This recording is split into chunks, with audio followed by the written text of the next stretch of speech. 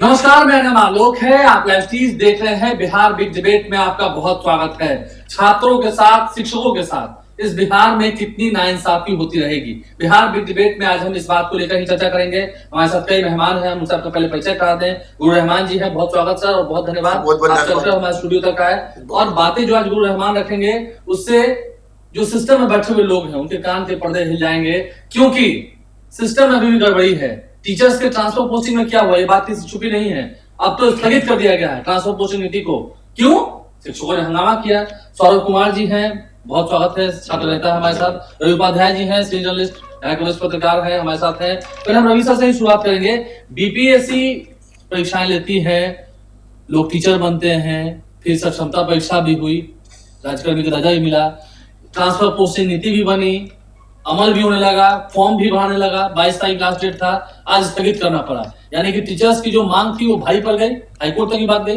देखिए, निश्चित रूप से जो सही मांग है और न्याय का मंदिर होता है हाई कोर्ट माने उच्च न्यायालय या सर्वोच्च न्यायालय, तो अब इससे बड़ा तो कुछ नहीं। दरवाजा बंद हो जाए तो हाँ, जाते हैं। तो वही जाने का है, न्याय के मंदिर में ही आदमी जाके गुहार लगाता है। जो शिक्षकों की मांग थी, स्थानांतरण पदस्थापन नीति, ट्रांसफर पॉलिसी, तो वह कहीं ना कहीं हाईकोर्ट के नजरिए से भी, न्यायालय के नजरिए से भी वह मान्य नहीं था। उसमें कुछ झोल झाल थी, तभी जाकर के उसको स्थगित करना पड़ा। हालांकि माने इस पर अभी तत्काल बिहार सरकार के मंत्री, जो शिक्षा मंत्री सुनील कुमार ने कहा, तत्काल इसको स्थगित किया गया है और इसमें और सक्षमता की बात हो रही है कि सक्षमता परीक्षा भी इसमें 1, 2, 3, 4 की बात आ रही है जो देंगे। तो देखिए, वह सब तो ठीक है, लेकिन आप बैकफुट पर आ गए। हाँ, निश्चित रूप से बैकफुट पर आ गई। और इसको जो शिक्षकों के प्रतिनिधि थे या शिक्षकों से बात करनी चाहिए थी, जो या बिहार विधान परिषद में जो शिक्षक प्रतिनिधि हैं, हर दल के प्रतिनिधि हैं, तो हर दल के प्रतिनिधि से एक कोऑर्डिनेशन कमेटी बना करके बातचीत करनी चाहिए थी।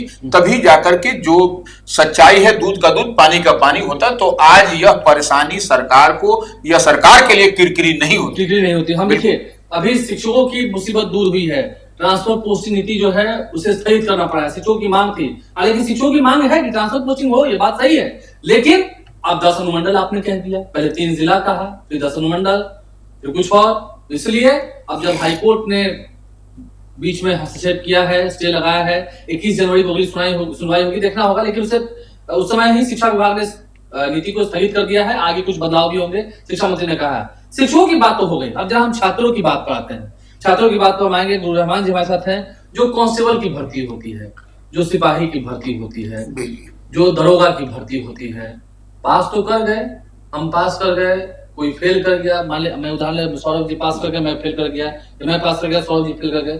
कैसे कर गए? कितना नंबर आया? देखिए, एक बात तो मैं स्पष्ट रूप से बताऊंगा कि और खुल के बताऊंगा, क्योंकि मैं छात्रों के लिए बोलता हूँ, छात्रों के लिए जीता हूँ।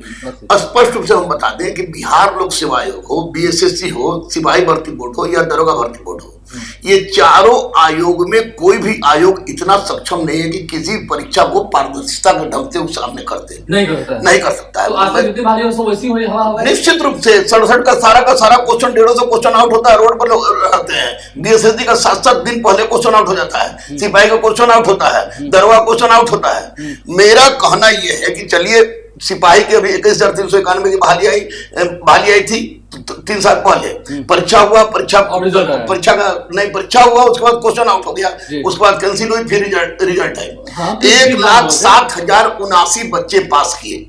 चलिए, सोचने की बात है कि आप प्रभु जो आपको सिपाही भर्ती बोर्ड के अध्यक्ष हैं, ये इन सर से ये पूछा जाए कि आपने रिजल्ट निकाला, निश्चित रूप से परीक्षा में किसी भी तरह की धांधली नहीं हुई, इस बार देखा गया, और आपने अलग अलग सेट में परीक्षा लिया, वो भी देखा गया, और परीक्षा बहुत बढ़िया ढंग से हो गई। लेकिन यहाँ पर 1,07,079 बच्चे जो पास हुए हैं, उन बच्चों को छोड़ दिया जाए। वो बच्चे तो पास है, तो बेचारे अपने फील्ड में हैं, लेकिन जो बच्चे जो स्कोर ज्यादा मारे हुए थे, फेल कर गए, करीब 11 लाख लड़के फेल कर गए हैं, 11 लाख लड़के फेल किए हैं, तो उनका सिर्फ और सिर्फ ये कहना, और मेरा भी शिक्षक होने के नाते, कि अध्यक्ष महोदय को चाहिए कि आप सबसे पहले कट ऑफ जारी करते हर कैटेगरी का, जनरल कितना है, ओबीसी कितना है, ईबीसी कितना है, एससी कितना है, एसटी कितना है, ओमेन कितना है, आपने कैटेगरी जारी नहीं किया, आपने आंसर शीट जारी नहीं किया। ये बहुत बड़ी दुर्भाग्य है आंसर शीट ही आंसर ठीक है, वही तो हम जानना चाह रहे थे कि ऐसे मैं मामले में फेल कर गया, तो मैं जानना चाहूंगा कि बिल्कुल बिल्कुल। और तीसरी सबसे बड़ी बात कि 7-7 8-8 स्टेट में आपने परीक्षा लिया और अब परीक्षा लेके आप नॉर्मलाइजेशन की बात कर रहे हैं, आपने नॉर्मलाइजेशन अपनाया, कोई दिक्कत नहीं है, लेकिन अब छात्र ये जानना चाह रहे हैं कि उनका कट ऑफ कितना था, मैंने इतना माना था, जनरल कट ऑफ कितना है, कट ऑफ आपने क्यों जारी नहीं किया, आंसर शीट आपने जारी क्यों नहीं किया, परीक्षा के पहले बार बार इतिहास रही आपकी क्वेश्चन बाहर चलाता है, परीक्षा देने के बाद आप क्वेश्चन क्यों नहीं देते हैं।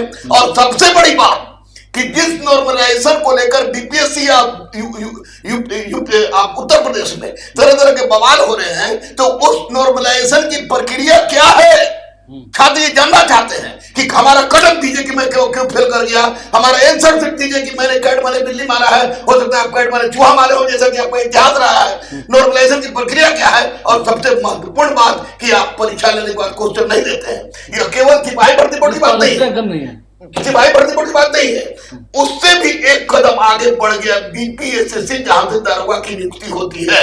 और मैं दोनों में दावे के साथ कह सकता हूं कि सिपाही भर्ती बोर्ड हो तब या दारोगा भर्ती बोर्ड हो तब पारदर्शिता नहीं है, जैसे लगता है कि चिटफंड वाली बात हो गई, जिसको मिल गया खुद सिक्का उछाला, जिसको मिल गया खुद, जिसको नहीं मिला नहीं। जो पास हुआ कैसे पास हुआ, जो फेल हुआ कुछ पता नहीं है, कुछ पता नहीं। और एक महत्वपूर्ण बात अवसर है, एक महत्वपूर्ण बात मैं बता दूं आपको कि ये बोल रहे हैं कि 22-23 का एनसीएल रहेगा, एनसीएल एडब्ल्यूएस का जो है वो 22-23 का रहेगा।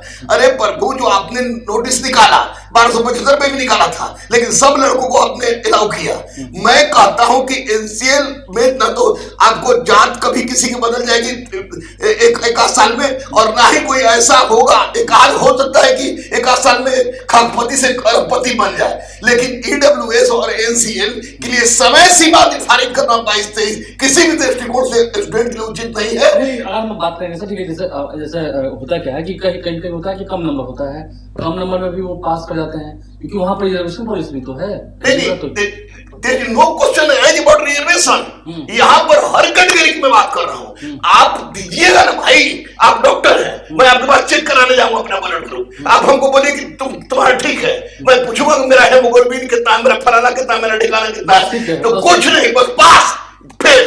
ये क्या मजाक है, ये 100% गलत है, गलत है, गलत गलत है, गलत गलत ही कहा जाता है। सौरभ कुमार जी हैं, हम बात करेंगे जो शिक्षकों की बात हो रही है। शिक्षकों की तो आपने देख लिया क्या हाल हो, सरकार को लगता है कि फिर एक बार बैकफुट पाने की जरूरत पड़ रही है, सरकार की किरकिरी हो रही है, क्योंकि रिजल्ट तो निकाल दिया, ठीक है, जो अध्यक्ष जी हैं सिपाही भर्ती के बस मौन बैठे हुए हैं, नहीं ऐसा लगता है कि मौन बैठे हैं। देखिए आलोक जी, निश्चित रूप से आपके चैनल के माध्यम से सारे बिंदुओं की चर्चा तो अध्यक्ष महोदय नहीं है, बात विवाद तो है ही, बहाली की सब प्रक्रिया में आप जाइएगा, सर बता भी रहे थे, रिजर्वेशन पॉलिसी पर भी हम आते हैं, रिजर्वेशन पॉलिसी का ही बात करें। अगर एनसीएल मान लीजिए कि जिस समय में बहाली प्रक्रिया निकली 2022-23, तो जाहिर सी बात है कई लोग हैं, ईडब्ल्यूएस वाले भी हैं, अगर उन्होंने कहा कि ओके हम हैं, तो जाहिर सी बात है कि सारे परीक्षाओं के बाद ये होता है कि आप एक समय निर्धारित होता है कि आप इसके बाद हमको दीजिए। मान लीजिए हम एनसीएल है, नॉन क्रिमिनल में सर्टिफिकेट, जैसे केंद्र सरकार ईबीसी करती है, और बिहार में ओबीसी की तरह 2 तरह के क्रिमिनल, BC1 और BC2, तो सारी चीजों पर आप समय तो बता दीजिए। अब बताइए सेकेंड फेज में, अब परीक्षा बहाली में 1 लाख लोग पास कर गए, अब वो जा रहे हैं फील्ड में दौड़ने, दोनों लड़का लड़की दोनों जा रहे हैं। अब उनके पास ये है कि दिमाग में कहीं कहीं चल रहा है कि मेरा एनसीएल तो हम किए हुए, मेरा एनसीएल है नहीं मेरे पास। तो आलोक जी, ये समस्या सीएसबीसी की तरफ से भी है, और सीएसबीसी अगर वाकई में लगता है कि समस्या है, तो हम सब लोगों का, छात्र प्रतिनिधि होने के नाते, शिक्षक भी और छात्र भी, अगर इन समस्याओं को सीएसबी के पास लेकर जाएं और बैठेंगे, बात करेंगे, तो जाहिर सी बात है बैठने को तैयार होंगे तब ना। हाँ, बैठने को तैयार होंगे तब, ये बात है। अगर किसी के मन में हम छात्र नेता, इसका ये मतलब नहीं हो गया कि हम लोगों को कहे कि हम नहीं आपके साथ हैं, हम सड़क जाम कर देंगे, हाँ विद्रोह कर देंगे। देखिए, आपने जो आवेदन किया है उसमें आपने एनसीएल या ईडब्ल्यूएस या जो भी सर्टिफिकेट का आपने कहा है कि हम ये हैं, तो उस समय में चाहिए था कि आपको बनवाना, ठीक है। अगर नहीं है तो सीएसबीसी के पास कम से कम छात्रों के लिए, क्योंकि 21,000 पदों की वैकेंसी है, और ये वैकेंसी पर पारदर्शिता के साथ दोबारा हुई है परीक्षा, पेपर लीक थे, और राज्य के पूर्व डीजीपी जो है एसके सिंघल, उन पर आरोप पत्र सिद्ध हुआ था, इसके बावजूद भी उनको ऊर्जा विभाग में एडवाइजरी बोर्ड का उनको सदस्य बनाया गया। आलोक जी, पारदर्शिता की कोई विभाग सिंघल का पता है सर, नहीं समझ पा रहा उतना, नहीं, सिंघल साहब तो बिल्कुल फ्लॉप हो देश गए। की फ्लॉप हो गए। केवल सिंघल साहब की बात नहीं है, मैं कह रहा हूं कि बीपीएससी हो, बीएसएससी हो, बीपीएससी पे बात कर रहे हैं। अरे बिल्कुल, बीपीएससी क्या कर, बीपीएससी शिक्षकों की बात हम लोग को बोला है शिक्षक में टियर 1 टियर 2, अब जाके पता चला कि टियर 2 पेपर लीक था। भयानक धांधली हुई है बिल्कुल। और पता चला टियर 3 में पेपर लीक था। ये कैसा आयोग है?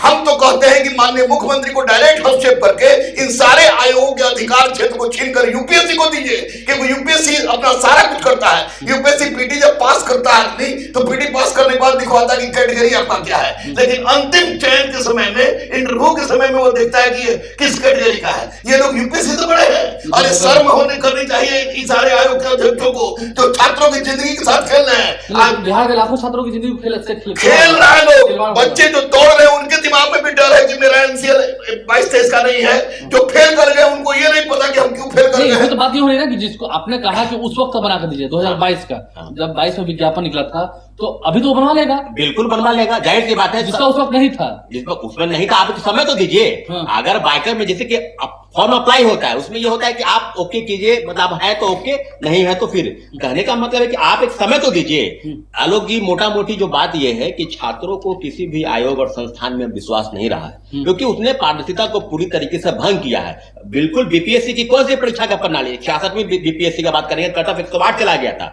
औरंगाबाद से प्रश्न पत्र लीक था। कट ऑफ इसमें दिया जाता है ना। हाँ, बीपीएससी में, हम बिहार लोक सेवा की बात करें, सिविल सेवा की परीक्षा में। और दूसरे तरीके से 67वीं पेपर लीक हुआ, उसमें कई लोगों के नाम सामने आए। आप तो ऐसे ऐसे लोगों के नाम सामने आए जिन पर आप कार्रवाई नहीं कर रहे हैं। कई बड़े बड़े लोग इसमें शामिल हैं।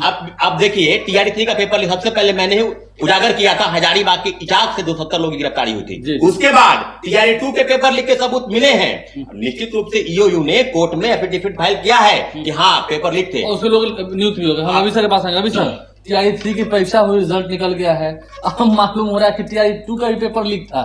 टीचर का जो वैकेंसी निकला था, एग्जाम हुई थी, उसका भी पेपर लीक था। अब जाके मालूम हो रहा है, अब क्या होगा? तो वो लोग बहाल हो गए। बिल्कुल, देखिए आर्थिक अपराध, और ये बीपीएससी के बारे में बोल रहे हैं कि भाई सब घपला ही है। नहीं, देखिए गुरु रहमान तो गुरु हैं, तो पढ़ाते हैं, उनको तो रोज फीडबैक हजारों छात्रों से मिलता है। तो क्या माने धरातल पर, माने ऑन रिकॉर्ड, माने ग्राउंड पर, जीरो पर क्या हो रहा है, या इनसे बेहतर कौन बता सकता है? तो ये इनकी बात देखिए। अब जैसे शिक्षाविद हैं, गुरु रहमान है या सौरभ जी हैं, अगर जिन छात्र और के रिप्रेजेंटेटिव हैं, तो वो निश्चित रूप से इन लोगों से सरकार को या विभाग को, कंसर्न डिपार्टमेंट को, इनसे बैठ करके टाइम टू टाइम इन लोगों से फीडबैक लेना। लेकिन आप मान नहीं कि पारदर्शिता नहीं दिख रही है। हाँ बिल्कुल, देखिए मनमानी चल रही है। अब ईओयू आर्थिक अपराध इकाई इन्वेस्टिगेट कर रही है। अब जो है सो, तो यह इसमें अब कहने का सवाल है क्या? कोई इफ बट है क्या? बहाल भी हो गए, नौकरी भी मिल गई, नियुक्ति पत्र भी बन गया। बिल्कुल, अब पता चला ही पेपर लीक था। निश्चित रूप से देखिए, अब तो जिसकी नौकरी मिल गई, तो आदमी का, अब हम लोग की भी नैतिक जिम्मेवारी है कि उसके लिए हम लोग ने, लेकिन जो वंचित रह गए, वैसे बच्चे जो भी हैं हमारे, आपके किसी के बच्चे हो, तो उनको, उनका भी ऑब्जर्वेशन होना चाहिए। और जो कट ऑफ की बात गुरु रहमान कह रहे हैं, उस पर भी सरकार को सोचना चाहिए कि क्यों नहीं हम देते हैं। भाई, ये तो बच्चों को पता होना चाहिए ना कि आप मार्क्स कितना ला रहे हैं और कहां पर से कितने पर अचीव हमको करना है। इतनी बात तो माने सरल और सुलभ है, यह तो बात बतानी चाहिए सरकार को। इस बार आगे फिर सर के पास रह रहे हैं। छात्रों को लगता है कि रोक कर रखा गया है, तो फिर आंदोलन होता बड़ा, ये रोका गया नहीं तो फिर आप लोग को नहीं होगा कि केस मुकदमा होगा, आप लोग भड़का रहे हैं, उचका रहे हैं। देखिए आलोक जी, निश्चित रूप से आपके चैनल के माध्यम से लाखों लोग, और जो भी 2 विभाग हैं जिसमें बिहार पुलिस सबऑर्डिनेट और सिपाही भर्ती वाला जो केंद्रीय चयन परिषद है, इसमें लगभग 70 से 80 लाख लोग अपियर होते हैं। इसमें भी आपको लगता है कि सरकार को एक दिन बैकफुट पाना पड़ेगा? देखिए समस्या है तो समाधान अगर आप चाहते हैं तब। अगर बाद में कई चीजें हैं। आप देखिए ना, पेपर लीक पर कई सबूत मिल रहे हैं। आप धांधली प्रक्रिया में आप आगे बढ़ रहे हैं, छात्रों को नॉर्मलाइजेशन पर लाकर फंसा दिए। उत्तर प्रदेश का उदाहरण देखिए ना भाई, हम लोग सड़क पर कब आए? चाहते हैं कि नॉर्मलाइजेशन हो? नहीं, बिल्कुल नहीं। नॉर्मलाइजेशन के खिलाफ में हम लोग तो पहले से, आपको याद होगा 31 अगस्त 2022 को 67 के समय पूर्व चेयरमैन अतुल प्रसाद जी ने कहा था कि हम नॉर्मलाइजेशन लागू कर रहे हैं। बिल्कुल नहीं, और मुख्यमंत्री नहीं होने नहीं देंगे। हम लोगों ने बहुत बड़ा प्रोटेस्ट पटना में, और उसी दिन शाम में मुखर्जी नगर दिल्ली में निकला था। हम लोग कहां चाहते हैं? छात्र तो यही चाहते हैं कि आप में, आलोक जी आपके चैनल के माध्यम से एक बात स्पष्ट है कि जो विभाग ने अपनी गरिमा को खोया है, जैसे बिहार लोक सेवा आयोग, जब हम लोग सुनते थे बचपन में कि बिहार लोक सेवा आयोग की परीक्षा हो रही है, अब बिहार लोक सेवा आयोग नहीं है। पूर्व मुख्यमंत्री ने कहा है कि बिहार लोक सेवा, बिल्कुल अब तो प्रश्न पत्र ऐसे सारा चीज तो सिद्ध हो गया है ना। क्या आपने कहा? बीपीएससी बिहार लीग सेवा आयोग पूर्व मुख्यमंत्री तेजस्वी यादव ने कहा था, और हम लोग को 66वीं पेपर, वो बात सही कही थी। हाँ बिल्कुल सही Automatically कहेंगे, आने क्योंकि ओएमआर शीट की कार्बन कॉपी बाहर भेजी गई, मेल्स की कॉपी बाहर भेजी गई, लिखी गई, लिखवाई गई, और कई कई चीजें इंटरव्यू में भी कई चीजें सामने आई है। तो अब कैसे विश्वास हो जाएगा कोई व्यक्ति कि हम मेरिट के दम पर नौकरी पाले? अब ये लगता है कि संभव नहीं है। बहुत बड़े स्टेप लेने की जरूरत है। अगर विभाग में बिहार के जितने भी संस्थान या आयोग है अपने पूरी गरिमा को अक्षुण्ण रखना है, तो मुख्यमंत्री जी की तरफ से होना चाहिए कि क्यों आखिर किए हमारे बिहार के छात्र में ऐसा कौन सा चीज है। चलिए, इज्जत को तार तार कर दिया रहमान सर। जी, लग रहा है कि अब तो मेरिट पढ़ा रहे हैं, आप तो पढ़ाने से कोई फायदा नहीं हो रहा। नहीं नहीं, बिल्कुल नहीं। अभी तो मेरिट वाले क्या करेंगे? जिस तरह का असंतोष बच्चों का झेलना पड़ रहा है उनको, कि हर 20 फोन में 19 फोन ऐसा आ रहा है कि सर हमारा नहीं हुआ, हमसे कम वाले का हो गया है, कम से कम कट ऑफ जारी करवाइए, आंसर शीट जारी करवाइए, और ये नॉर्मलाइजेशन की प्रक्रिया समझवाइए। और ये तीनों काम जब तक आयोग नहीं करेगी, अगर ये गंगा में भी खड़ा होगी सिपाही भर्ती बोर्ड और दरोगा भर्ती बोर्ड के अध्यक्ष गंगा में भी खड़ा होकर बोलेंगे कि बिल्कुल सही हुआ है, तो कोई मानने नहीं जा रहा है। और इन लोग से मैं स्पष्ट रूप से बोल रहा हूं आपके चैनल से, मैं बीपीएससी से, बीएसएससी से, सिपाही भर्ती बोर्ड से, दरोगा भर्ती बोर्ड से कि लोगों से अपेक्षा भी नहीं कर रहा हूं, मैं सीधे अपेक्षा कर रहा हूं माननीय मुख्यमंत्री से, क्योंकि माननीय मुख्यमंत्री को इन लोग से कुछ नहीं होगा। माननीय मुख्यमंत्री को किसी मोड़ पर मैं एक थिंकर भी देखता हूं, एक फिलोपेंथ्रिस्ट भी देखता हूं, चाहे वो महिलाओं के आरक्षण की बात हो या ट्रांसजेंडर के आरक्षण की बात हो, उन्होंने ऐसा काम किया है। लेकिन इन आयोगों पर नकेल कसे बिना माननीय मुख्यमंत्री जी, बच्चे बहुत ही नर्वस हैं, अपसेट हैं, और आपने तो पूरे हिंदुस्तान में जितना बहाली नहीं निकला उतना बहाली बिहार में निकाल दिया, और पूरे हिंदुस्तान में जितनी चोरी गुंडागर्दी नहीं हुई इन आयोगों ने पूरे बिहार में करके दिखा दिया। निश्चित रूप बिहार का नाम कटअप, बिल्कुल लूट मची है। इनको कटअप देते शर्म आ रहा है, कटअप क्यों नहीं दे रही है? ये आपको बोलते हैं कि 40% पे है, 40% 50% वही दे दे। नंबर कितना है? वही दे दे कि जनरल का कितना बली है, ओबीसी कितना बली है, ये कटअप दे दे, ये आंसर शीट जारी करे, ये नॉर्मलाइजेशन की प्रक्रिया बताए। और सुन लीजिए बीपीएससी का अध्यक्ष महोदय कि अगर आप नॉर्मलाइजेशन की बात कर रहे हैं, हम लोग आपने बुलाया भी, वो चाह रहे हैं कि बहला फुसला करवा लें। कोई किसी भी हालत में बच्चे नॉर्मलाइजेशन के खिलाफ थे, हैं और रहेंगे, और मैं और शिक्षक भी नॉर्मलाइजेशन के खिलाफ थे, हैं और रहेंगे। इस तरह की नोटंकी जो सिपाही में हुई है, कोई नॉर्मलाइजेशन को पसंद करेगा यार? किसी परिस्थिति में नहीं। यूपी हटा सकता है, ये लोग सुधरे, और सुधारने का माननीय मुख्यमंत्री करेंगे। कटअप दे दे, आपको आंसर शीट जारी करे, और नॉर्मलाइजेशन की प्रक्रिया बताए। एनसीएल और ईडब्ल्यूएस जो है वो जब का हो आपको एक्सेप्ट करना पड़ेगा, क्योंकि 2 से 3% लड़कों के पास 22-23 वाला है, बाकी के पास नहीं है। ऐसी परिस्थिति में केवल वैकेंसी निकाल देने से कुछ नहीं होगा जब तक उसका सही निराकरण नहीं होता है, और इस सही निराकरण जब भी करेंगे तो मुख्यमंत्री करेंगे, दूसरा कोई नहीं कर सकता है। दो तीन मुद्दे हैं आलोक जी, निश्चित रूप से कई चीजें हैं। आप एक अगर रैकेट देखेंगे पेपर लीक में, सिपाही भर्ती पेपर लीक का जो मास्टरमाइंड है डॉक्टर सी पीएमसीएच का छात्र रहा है, और उसी के पिता संजीव मुखिया, तो उनका एक जो TRE 2 और TRE 3, तो दोनों चीज अगर आप देखेंगे तो TRE 3 हो, नीट पेपर लीक हो, सिपाही भर्ती हो, दरोगा हो, कहने का मतलब रैकेट जो फल फूल रहा है।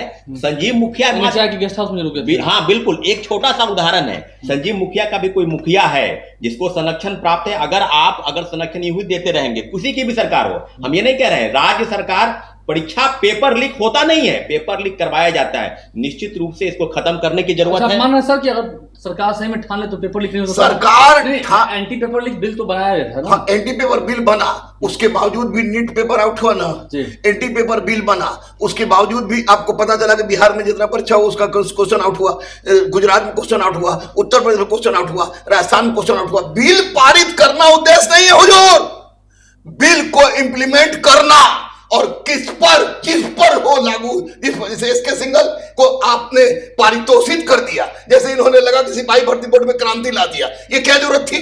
और उसी तरह आप अध्यक्ष से ये क्यों नहीं पूछ रहे कि कटअप काहे नहीं दे रहे हैं, कटअप काहे नहीं दे रहे हैं, आंसर शीट जारी क्यों नहीं कर रहे हैं? आप नॉर्मलाइजेशन की प्रक्रिया बताइए।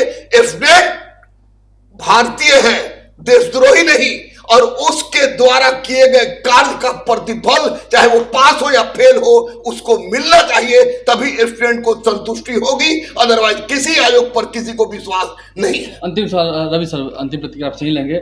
लगता है कि हाँ, बात तो सही कि जैसे मान ले कोई फेल हुआ है, मैं फेल हुआ हूँ, उसको आसानी समझते हैं, तो बताइएगा ना कि हमको कितना नंबर आया है। नहीं ये देखिए, बात सही, एकदम सही बात है। गुरु रहमान बात ठीक कर रहे हैं कि जो आप जो कट ऑफ है, जनरल है, ओबीसी है, वन है, आपको माने आर्थिक रूप से कमजोर है, तो उसका आप कुछ बताइएगा, किसी तरह से खाली क्या कट ऑफ है और आंसर शीट दीजिए। ये पास ये फेल कैसे फेल? अब तो वही कर रहे हैं, आंसर शीट दीजिए। अगर बच्चे अगर मान लीजिए उसको नहीं लिख पा रहे, नहीं लिख सके, कहाँ पे गलती रह गई, फिर उसको सुधारेंगे। गुरु रहमान गुरु है तो उनसे पूछेंगे कि सर देखिए यहाँ पर आप बताए थे ऐसे नहीं, ऐसे हो गया, ये गलती हो गया, अब इसको अब ठीक से अब इसको करेक्ट कर दीजिए। तो ये प्रक्रिया होनी चाहिए, न कि सीधे सब कुछ दस्ते में बस्ता में बंद करके रख दीजिए और किसी को बताइए नहीं। अभी पिछले दिनों बीपीएससी में गुरु रहमान समेत कई लोग गए थे, जाकर के इन लोगों की 1-to-1 शायद बात हुई थी। अब वहां पर क्या बात हुई थी तो देखिए सर, वहां पर बात यही हुई थी कि उन्होंने सारा प्रोग्राम फिक्स रखा था और केवल हम लोग के सिर पर ठिकरा फोड़ दिया। सुनाने बुलाया था, अब सुनाने भर ये हम करने नहीं, ये हम करने जा रहे हैं, आप छात्रों को समझाइए। तो मैंने कहा कि अतुल सर के जैसा ट्वीट छोड़िए और आप लड़कों से मुखातिब होइए। तो उन्होंने 15 नवंबर का टाइम दिया, 15 नवंबर बीत गया, अब पता नहीं क्या होगा, लेकिन स्पष्ट भैया नॉर्मलाइजेशन लागू होगा तो बच्चे पागल हो जाएंगे। कटअप नहीं दीजिएगा तो बच्चे पागल हो जाएंगे, विवाद होगा ये बात। आंसर शीट नहीं दीजिएगा तो बच्चे पागल हो जाएंगे, नॉर्मलाइजेशन की प्रक्रिया नहीं बताएंगे तो बच्चे पागल हो जाएंगे। विवाद होगी और सुन लीजिए, विवाद के क्रम में गुरु रहमान अहिंसा का बहुत बड़ा पोषक है, गांधी को मानता है। अहिंसात्मक ढंग से अगर प्राण भी देना हुआ तो मैं बच्चों के साथ दूंगा, लेकिन आप लोग का सपोर्ट नहीं करूंगा। चलिए, अंतिम रूप से सर नॉर्मलाइजेशन पर जो भी सवाल थे पहले से तो लागू कर देंगे, लागू नहीं, वो लागू करना चाह रहे थे पूर्व चेयरमैन, लेकिन ये इन्होंने कहा कि फिर हम आखिर इतने प्रयोग क्यों कर रहे हैं भाई? पहले से किसी भी स्टेट पीसीएस में लागू नहीं है, आप लागू करना चाह रहे हैं। अभी देखिए ना यूपी पीसीएस में यारों में हुआ, बेकार की आप छेड़छाड़ करना चाह रहे हैं। एक्सपेरिमेंट होते हैं, एक्सपेरिमेंट मत कीजिए, आप अपने चीजों को बदलिए, जहां से पेपर लीक नहीं हो, जहां से धांधली सेटिंग नहीं हो। आप अपनी गरिमा स्वयं खो रहे हैं, छात्रों को चाह रहे कुछ कर दे, कुछ बवाल हो जाए। कोई आप जान लीजिए, एक परीक्षा है, हाँ एक परीक्षा है, एक सेट में होगा और नो नॉर्मलाइजेशन। अगर आप चाहते हैं कि लागू हम कर दें, आप परीक्षा के एक दिन में पहले भी आप लागू कीजिएगा ना, निश्चित रूप से बहुत बड़ा आंदोलन आपको पटना के धरती पर दिखा देगा, विवाद होकर रहेगा। हम लोग नॉर्मलाइजेशन नहीं चाहते हैं, एक सेट में परीक्षा हो, एक शिफ्ट में परीक्षा हो। एक दिन पहले भी लागू कर देंगे तो भी नहीं होगा। हाँ नहीं होगा, उस दिन भी होगा। 8 दिन पहले लागू करना चाह रहे थे पूर्व चेयरमैन, नहीं होने दिए, निश्चित रूप से बहुत बड़ा प्रोटेस्ट होगा। तो क्या चर्चा हुई, क्या विवाद बढ़ रहा है, कैसे धांधली हो रही है, और सभी जितने आयोग हैं जो चयन कर रहे हैं अभ्यर्थियों का, जिनका जीवन उज्जवल बनाने की बात करते हैं, सच में क्या वो उज्जवल बना रहे हैं या जीवन को गर्त में डाल रहे हैं, भविष्य को गर्त में डाल रहे हैं, अंधकार में डाल रहे हैं? आपने सुना है सभी बातों को जो गुरु रहमान ने कही है, सौरभ जी ने कही। आप सभी का बहुत शुक्रिया, रवि सर ने बताई है, बहुत शुक्रिया आप सभी मेहमानों का। आप लाइव शिक्षा बन रहे हैं। उजाला प्रकाश की जब बात होती है तो शिक्षक की बात होती है। शिक्षक अगर कुछ बता रहे हैं, छात्र नेता कुछ अगर बोल रहे हैं छात्रों के हित को लेकर, तो इसका मतलब तो है कि सब तरफ से अगर कहा जा रहा है तो यानी कि ये सब झूठे हैं, सिर्फ आयोग सच्चा है, या ये सब सच्चे हैं, जो आयोग में चल रहा है पर्दे के पीछे खेल वो काला है। आप लाइव शिक्षा बन रहे हैं, हमारे चैनल को सब्सक्राइब कर लें, साथ साथ फेसबुक पेज भी लाइक करें। धन्यवाद।